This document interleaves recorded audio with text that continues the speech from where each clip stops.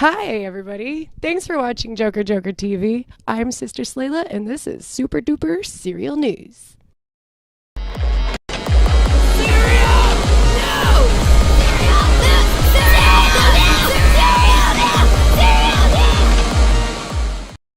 Oh, it's okay. It's okay. It's okay. Sit. Good boy. What happened? Okay, we're good. No, we're not.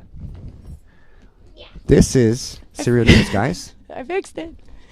Hi, everybody. Thanks for watching Brian Perez's Takeover. I have him here because he just did a lovely interview with somebody, and now it's my turn to interview him. I know if you've been watching this show for a while, at least for the last year, you've seen that he's already been interviewed. But you know what? It's my turn. All right, let's jump on in. Yes. Brian Perez. Yeah. Yeah.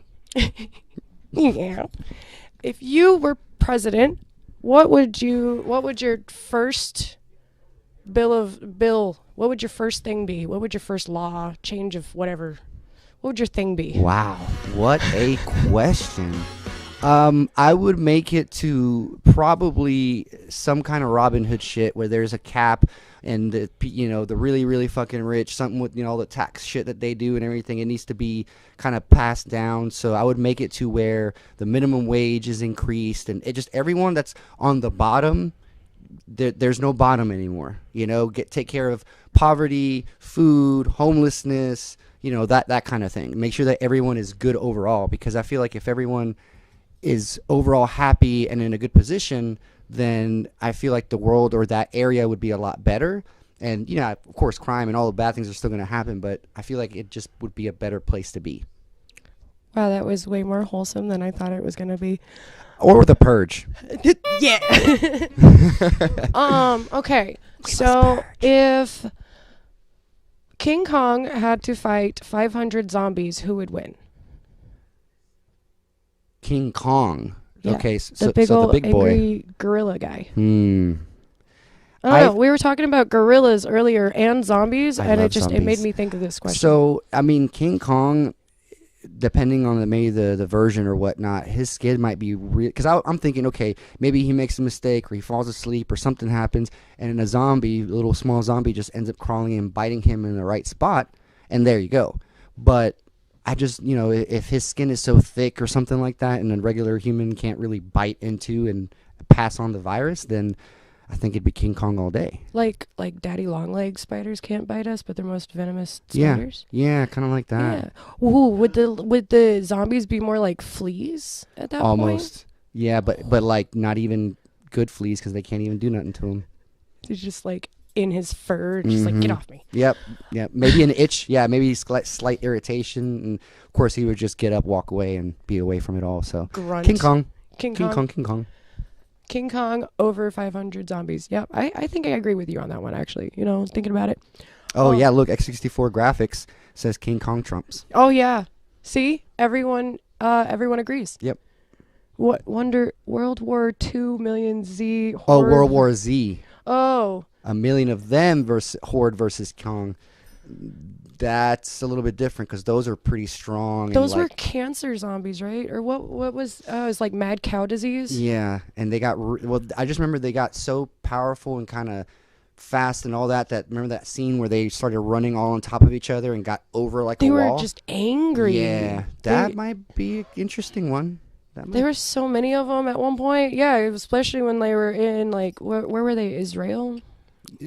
Yeah, I think so. Yeah, and like everybody was like singing prayer, and they just like climbed the wall like ants. Yeah, like ants. Oh, that's so horrible. That would be not a fun zombie apocalypse to be in. I mean, I want if it happened, I should rephrase that.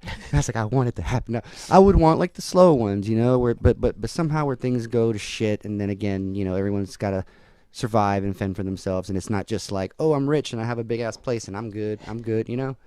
I think I would like Left 4 Dead type zombies, where it's like you have different types, you have different categories of zombies. That way it's at least exciting at some points. Variety. Yeah, and then you have Darwinism, like like you're only gonna survive if you can figure it out. Yep. And then, like, eventually the zombies will all die from rigor mortis taking over or something, right? Right. Maybe, yeah, someone's... Global warming, who knows? And then the only people left are the people that, like, earned it. I like that. And remember, rule number 1, cardio. Cardio. Shout out to Nate Ball. Don't eat hot dogs before. You know what? The topic of the show is just straight up hot dogs. Hot dogs. It's not even the Brian President takeover anymore. It's about to be hot dogs. Like, who's got the Oscars? Who's got the, you know what I mean? What's your favorite way to eat a hot dog? Like, your favorite style of hot dog? I mean, I like a hot dog with ketchup, mustard, and like cheese. And then, like, if I got the opportunity, sometimes I don't mind adding like onions and relish and like that kind of thing. But, you know, standard ketchup, cheese, or ketchup, mustard, cheese, you know, it's pretty simple. Kraft cheese or Velveeta? Man, what's that one that's like black and red? It's like Sargentos or something like that. The sliced, where they got like the nice pepper jack, mozzarella, Munster. I mean, provolone. Hit me with all the cheese, please. It had me on my knees. All right. Let's see. I have a question for you. Ooh. Switch. Reverse. Make me bigger and now her smaller. No, I'm kidding. Uno reverse card. Whoa. Oh, it happened. Whoa. Look at me, guys. Now he's King Kong. Enjoy the show. So, tell me a little bit about this. Wish I had black blood right now. The Black Blood Productions. Tell me about this thing that you got going on. Oh, well, Black Blood Productions is just something that I created as an excuse for me to be able to go out. I spend about like $200 to $500 to like go out to a show now instead of just your regular like $20 ticket price. Or at least that's how it started. Just because I have a kid, so babysitters are like $20 an hour, and then your bands want like $500 to play down the street. But I just like I had this huge house. I was like hitting up bands, and I was like, yeah, just. Do you guys want to just play in my second living room, like my upstairs living room? Dope. While everybody's moshing around you and spray painting my walls because I hate my landlord. House party. And so many bands. I had 8 bands reach out and say yes, they wanted to do it. I was like, I had to limit it. I had to start telling people no, and I felt so bad. Aww. And it was such a hit. Like, I called it I can't say the first word. But I was like, it was on the terms of like, you know, like unaliving your landlord. The musical. Nice. Yeah. And so it became like, that's like the main fest of Black Blood Productions. That was on August 5th of 2022. And so since then, it's just taken this whole run where people are like, hey, you book shows? Yep. They're like, we know this band. They're coming through Atlanta. Can you help them out? And I'm like, I'll figure it out. I don't know if I can.